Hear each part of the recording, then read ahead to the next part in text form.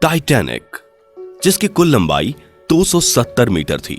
यदि इसे खड़ा कर दिया जाता तो इसकी ऊंचाई उस समय की सभी इमारतों से भी ज्यादा ऊंची होती। इस जहाज की ऊंचाई 17 मंजिला इमारत जितनी थी।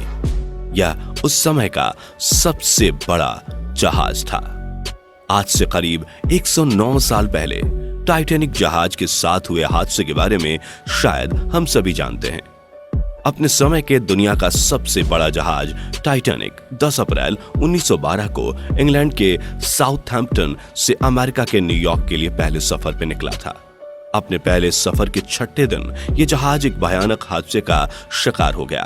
अटलांटिक महासागर में स्थित एक विशाल हिमखंड से टकराने के बाद टाइटैनिक के 2 टुकड़े हो गए और देखते ही देखते ये डूब गया।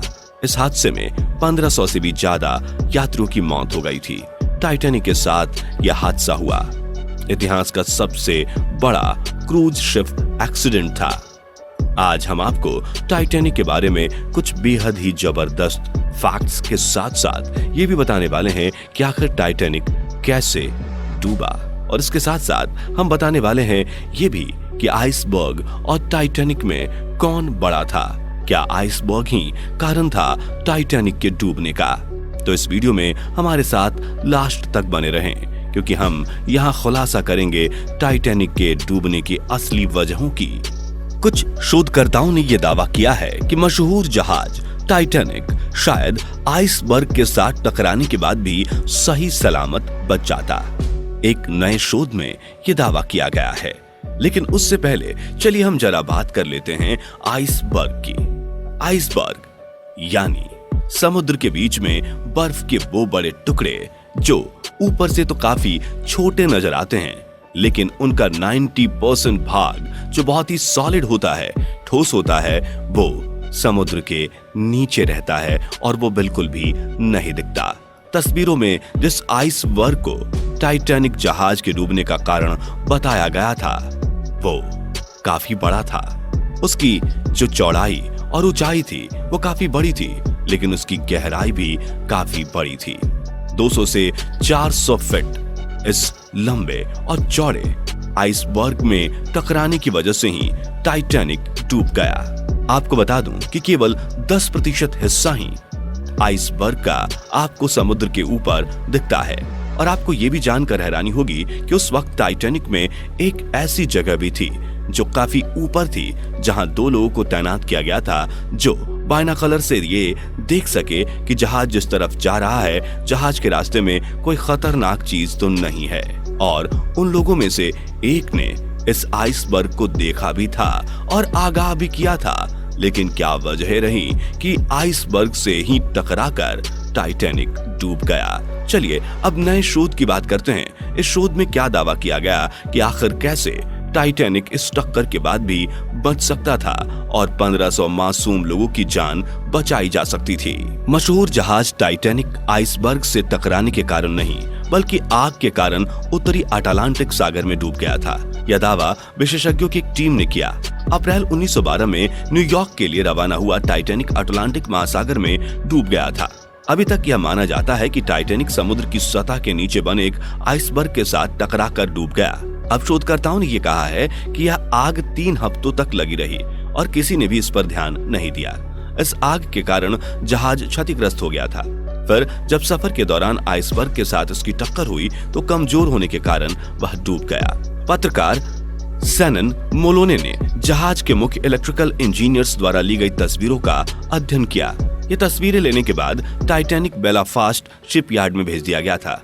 मोलोने ने कहा कि उन्होंने इस तस्वीर पर पतवार के दाहिनी ओर 30 फुट लंबे काले निशान देखे।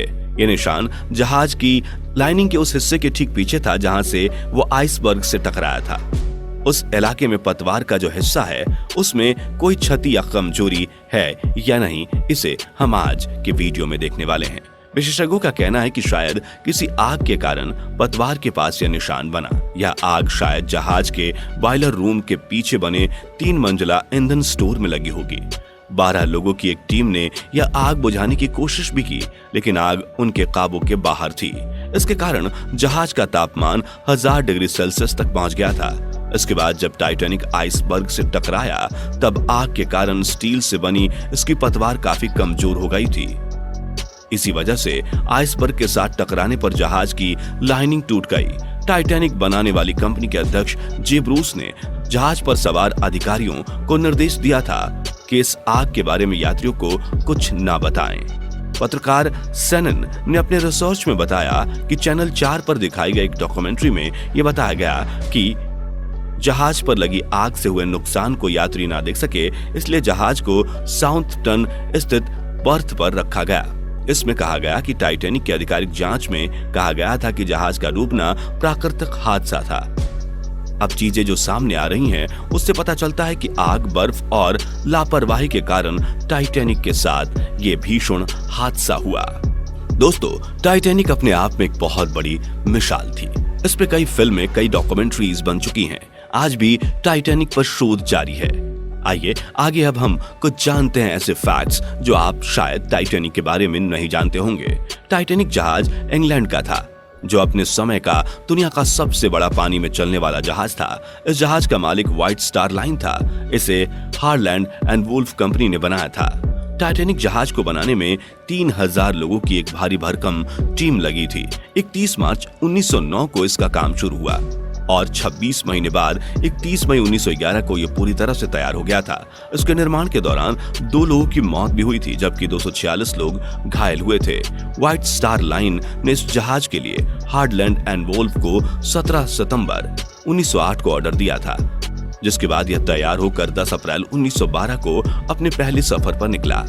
टाइटैनिक ने 10 अप्रैल 1912 को इंग्लैंड के साउथहैम्पटन से अमेरिका के न्यूयॉर्क के लिए अपनी पहली यात्रा शुरू की थी, जो बीच यात्रा के दौरान ही 15 अप्रैल को दुर्घटनाग्रस्त हो गया। साउथहैम्पटन से न्यूयॉर्क की यात्रा इस जहाज की पहली और आखिरी यात्रा थी। टाइटैनिक की अटलांटिक महासागर में स्थित विशाल हिमखंड के साथ 14 अप्रैल की रात 11:40 पर टक्कर हुई थी। टक्कर के करीब 2 घंटे बाद 40 मिनट के बाद यानी कि 15 अप्रैल को वह अटलांटिक महासागर में पूरी तरह से डूब गया। भाप से चलने वाले टाइटैनिक की पहली यात्रा में कुल 2240 लोग शामिल थे, जिनमें यात्रियों के साथ क्रू मेंबर और अन्य स्टाफ भी शामिल थे। इस हादसे में 1500 से भी ज्यादा लोग अटलांटिक महासागर में डूबकर मर गए। टाइटैनिक जहाज की कुल लंबाई 270 मीटर थी। यदि इसे खड़ा कर दिया जाए तो उसकी ऊंचाई उस समय की सभी इमारतों से ज्यादा थी। टाइटैनिक जहाज का पूरा नाम RMS टाइटैनिक था। इसमें RMS का मतलब है रॉयल मील शिप। हादसे के वक्त यह विशाल जहाज जमीन से करीब 640 किलोमीटर की दूरी पर था, लिहाजा तत्काल प्रभाव से मदद नहीं पहुंचाई जा सकी, जिससे टाइटैनिक पर सवार अत्यधिक लोग मारे गए। दोस्तों, आपका इस बारे में क्या ख्याल है, क्या राय है, आप कमेंट करके जरूर बताएं। अगली टॉपिक भी आप सजेस्ट कर सकते हैं कमेंट में। जाते जाते हमारे चैनल को सब्सक्राइब नहीं किया तो सब्सक्राइब करके बेल आइकन दबा दीजिए और हमारे साथ बने रहने के लिए थैंक्स।